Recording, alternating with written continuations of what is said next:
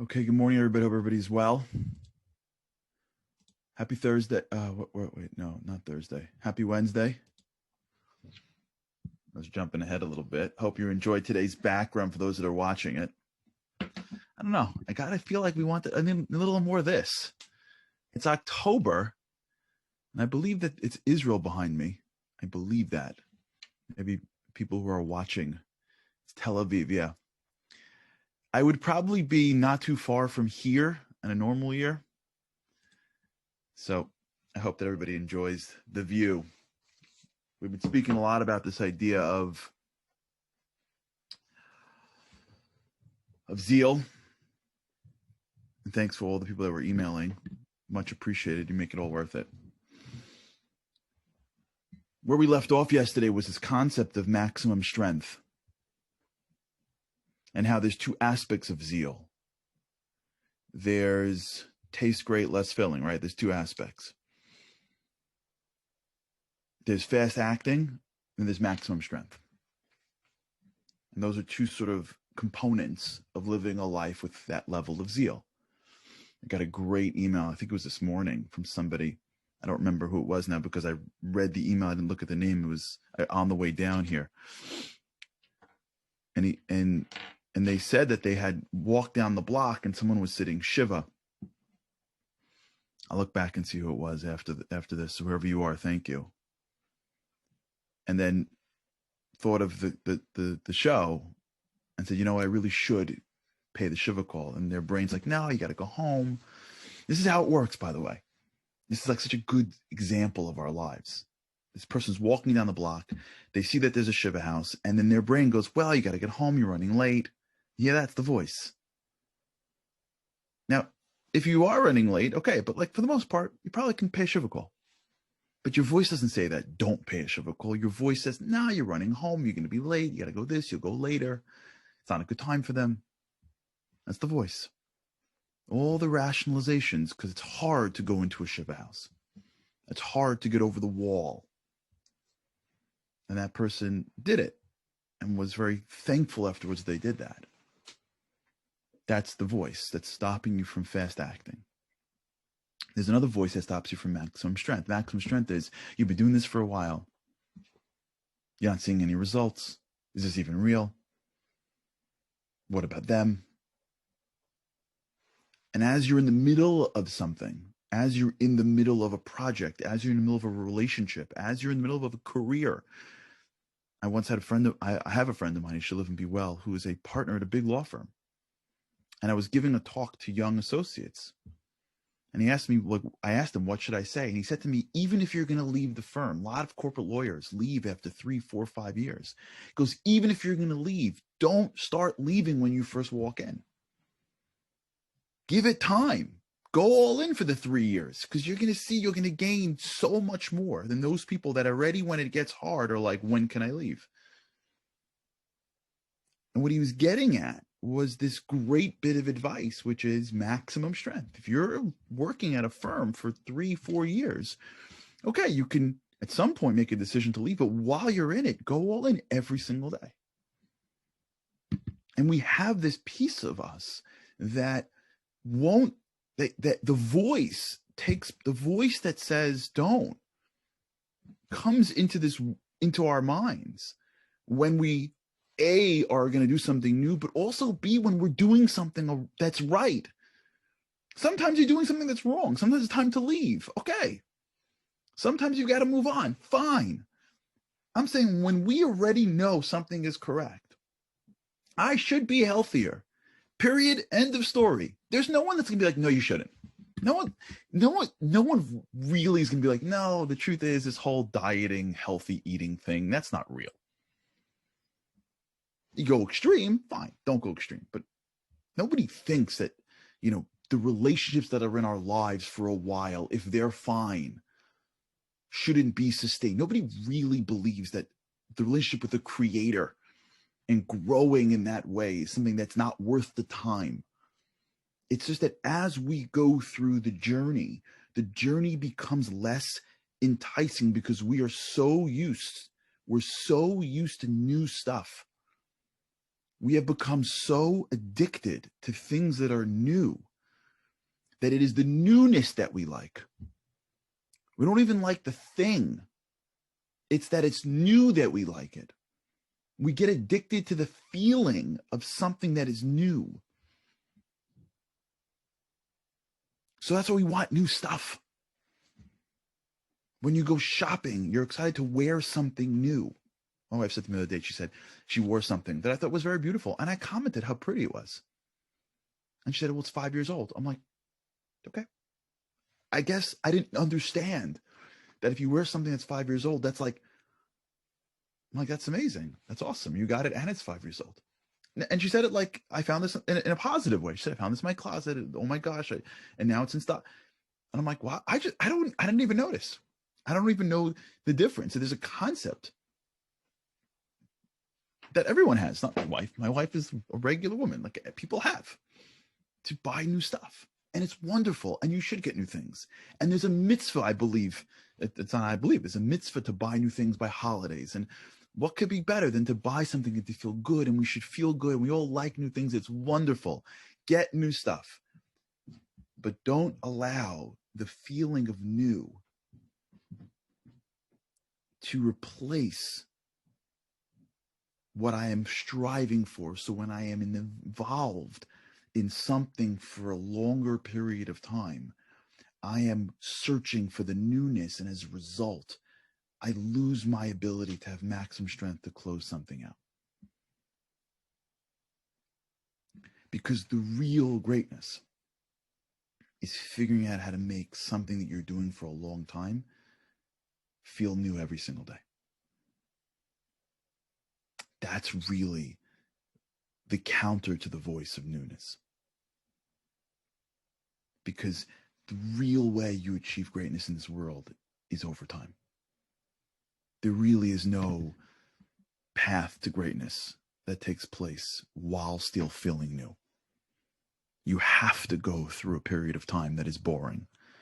That's how your brain orients around something. So let's delve into it for a minute. The reason why things get boring, for those who've been with me for a while, is because when you do something new, you're creating new neural connections. And when it goes on for a while, the connections feel familiar. So the more connections are built, the more familiar something feels. It feels like you. And when it feels familiar, that's when you begin to have a chance to create an expertise in it. Because you've worked out all the newness of it, and now you can get to the depth of it. The first time you go to a job, your brain is connecting all these new dots. You're in that job for 2 years. All the initial dots are already connected. Now you have a shot at being really good at something because now your brain is free to pursue depth. And if we mistake this feeling of newness as a value into itself, and as we go across a goal, and as the zeal that has to come into our lives is not being applied to something that is boring, to something that is regular, to something that is part of my life, we are missing the strength that we need to take something to the goal line. Because at the goal line that we achieve excellence. And so many times in life, if we could bifurcate what zeal is, and if you're tracking it in your life, which I hope you are, what it really comes down to is playing on two separate fronts every single day. The front of fast acting. What is it that I should do today that the voice in my head from the earth is telling me don't? How do I understand that voice? How do I recognize that voice is normal and is a part of me? And it is okay that I hear that, but it doesn't mean I have to listen to it. When the voice says, don't get in the car because who cares? Because this, and I can say, I hear you. I'm not listening to you. No, I hear you and it sounds like me. I got that. Yeah, I know there's a normal piece of me that wants to just stay comfortable and safe all the time. I'm not listening because I want to act with zeal and I want that trait to be such a piece of me. And this is the thing that I should do. And every day I told myself I would do one thing, and I haven't done anything yet. So I got to write this in my journal, or I got to make sure when I go to bed I'm thinking about it. Or tomorrow morning, I hope when you come to the boost with God's help, I hope you do. I want to, when he says it, I want to know I did it yesterday. Whatever the thing is, but I'm doing it. I know, but I'm doing it. And every day we're fighting another battle, which is, I've done this already like a million times. Okay, let's do it again. Let's do it again. Waking up at the right time, eating the right food, connecting to my creator, going to work with integrity, reaching out to those people, whatever it is, going to see my loved ones. I'm doing it again, but I'm going to bring a renewed zeal, even though it is familiar to me, because I want to continue it strong. The third quarter is the time where teams win and lose games. Because by then, it's not the end, it's not the beginning. That's where everybody drops out.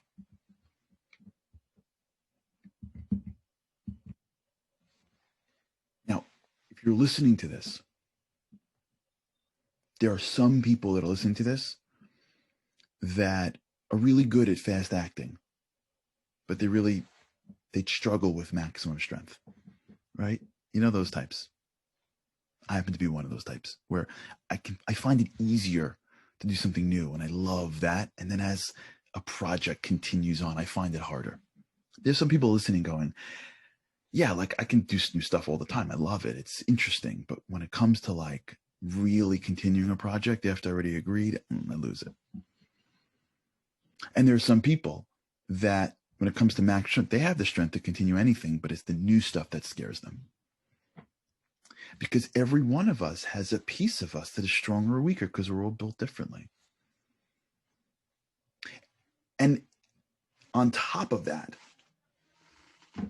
every one of us is at a different line of scrimmage. Every one of us is in a different place. So for some people, like just walking into the party is a big deal. Some people, it's like, what's the big deal? For some people, like just doing your taxes or making a payment in your bills is a big deal. Some people like, what do you mean? Like it's because everybody has their line of scrimmage. And there is no two line of scrimmage for those who aren't familiar with football is the line where the defense and the offense meets before every single play. You just go back to last week, we had a whole show on just this. And some of the emails that I've been getting is highlighting that, where to one person, this feels like it's hard, and they're like, why? When I look around to my world, it's not hard for everybody else. And the answer is because you're not everybody else. And there's no line that you're standing in front of that is less valuable than somebody else's. Everybody has their line. Everybody has their baggage. And we may feel like we are incompetent because when I look at my spouse or my children or my father or father-in-law or my boss, they roll through what is struggling for me. That's because you don't know their life. And you don't know what's in their closet, and you don't know what they're struggling with, and the things that seem easy for you are hard for them, or you don't know their soul and why they came to this world. It doesn't matter what someone else is going through. It doesn't matter what somebody else can or can't do. It doesn't matter that someone else can roll in and it seems easy for them. And by the way, a lot of times in life, it's not easy for them. People get like, sometimes like I'll be like, I get super nervous many times. When I would land in Israel, like 8 or 9, still now, I've done, thank God, a bunch of trips. I would get so nervous to start a trip that I couldn't eat. And then someone else would be like, well, it seems with God's help, you seem fine. Yeah, I'm like, because you're not in my head. I remember one time I was speaking to a guy, a rabbi, who is a really big speaker, like massive. I'm like, you still get nervous? It's like every single time. Like every single time? It's like, yeah. Like no one could tell. He's like, okay, still do. We have to realize that everybody has their line of scrimmage. Everybody has their way of dealing with maximum strength and fast acting. Everybody has their moment where they're like, I can't do that, but I have to, but I can't, but I have to, but I can't, but I have to. And for me, it's this, and for you, it's that. And one of the great reasons, and we'll talk about what today's Wednesday. Okay, so tomorrow I want to close out Zeal tomorrow, so that we can do Q&A on Friday, and then we can move to the next trade on Sunday. So there's one more element to this, but I want to sort of take it now that we've gone through maximum strength and fast acting to this level of the scrimmage, which is one of the things that block us is that we feel that like what's in front of us isn't normal or isn't like everybody else. That's the voice. There's another voice in our heads. There's a lot of voices, by the way, in our heads. If you realize once we get through this, we're going to realize that we all have issues. It's okay. It's called being a human being. If you're born with a soul, you got issues. Period. Because you got a body and a soul. It's a fight. That's called life. The only time you're not fighting is when you're sleeping. Me and you just can't realize it. Or when you're just conking out in front of whatever screen is allowing you to numb life. But if you're up and you're playing, you got issues. I got issues. We all got issues. That's called being alive. That's the joy of life. Because you know who else has issues? The quarterback who's got 4 big, huge guys, 250 pounds and stronger, trying to sack him. That guy's got issues. Right? If you walk down the street and 4 guys, 250 and plus, knock you down, you got issues. If every time you stand up, they try to knock you down again, that's called issues. Guess what? Professional players have issues on the field. Professional people who take their lives that seriously have issues. It's okay. We have voices. It's okay. We're supposed to have voices. And there's the voice that says you can't. But there's also the voice that says there's something wrong with us. Why this versus that? Why this versus that? Am I getting far enough? Am I doing enough? Am I growing enough? We have to now question even where we are in life. Don't listen to that guy or that woman, depending on if you're a guy or woman. Don't listen to that voice. It doesn't matter where you stand. It doesn't matter where you are in the field of life. It doesn't matter what is hard for us or not hard for us. What matters is that we just push forward every single day. Don't editorialize where you are in the field of life. Don't give it a second thought. Really. Don't listen to the voice that says you're here at this age, or you're doing amazing and you're so young. Every morning, we stand at a line of scrimmage called life. And there's defenses coming at us. And there's the voice saying, don't. You did this already. This is getting boring. You'll do it tomorrow. All that stuff.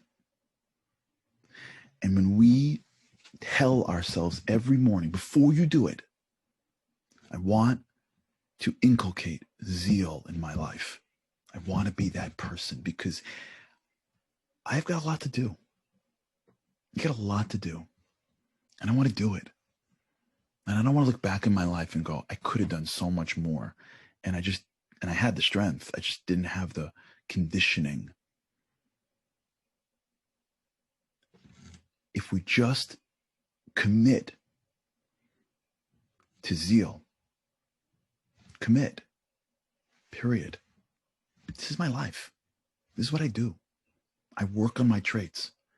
The world before me is just the details. It's just virtual reality. What's really the thing that I got to work on is me. And I get stuff thrown at me every day. This happened today. I can't get into the details, but it happened today. I woke up this morning with one thought of what I got to do today.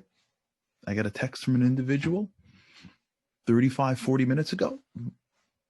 I got a new thing to think about. And it's life. It comes at you. We got to build us and make sure that we are shining through the light. And we do it by committing ourselves. Me and you, committing ourselves. Everyday zeal. every day. No days off. Okay, maybe Shabbat. Even that, there's different zeals, but the zeal in Shabbat is more towards eating and relaxing. That's a whole nother. We should have a whole area on Shabbat. That should be one of our talks about the power of Shabbat and what it does. Let's put it to the side. Every day, if you can journal it, journal it. And for those of you, by the way, just remember, this is exactly the point. There's some people that I can't journal. I just can't get to it. They're struggling with fast acting. And for those people, like, I got it, I did it, I bought the book, I'm doing it 3 days, and now it's been 2 weeks, I can't continue it. Maximum strength. You see how that works? Whether you're journaling, however you're articulating and memorializing, every day we stop editorializing our struggles. Who cares? For some people, it's hard to go to a supermarket, and for some people, it seems easy. Forget that. Every day we say, I'm stepping up in the area of zeal, fast acting. I'm doing something that otherwise I don't want to do. And if every day I'm pushing in maximum strength, I'm going to my life and pushing through with a renewed vigor, even though it's the same thing. We are like flexing, like the biceps and the triceps, the complementary muscles, so that we can be stronger, we can clear that trait, and we can allow the true strength that's inside us to come through. All right, awesome. So tomorrow we're going to talk about one more aspect of this. And thanks so much for tuning in, and thanks for all these comments. I'm loving them coming through. And thanks for being with me, whether it's live or watching it at any time. Really appreciate it. Have an awesome day filled with both areas of zeal, and with God's help. Can't wait to see you again tomorrow. Have a great day.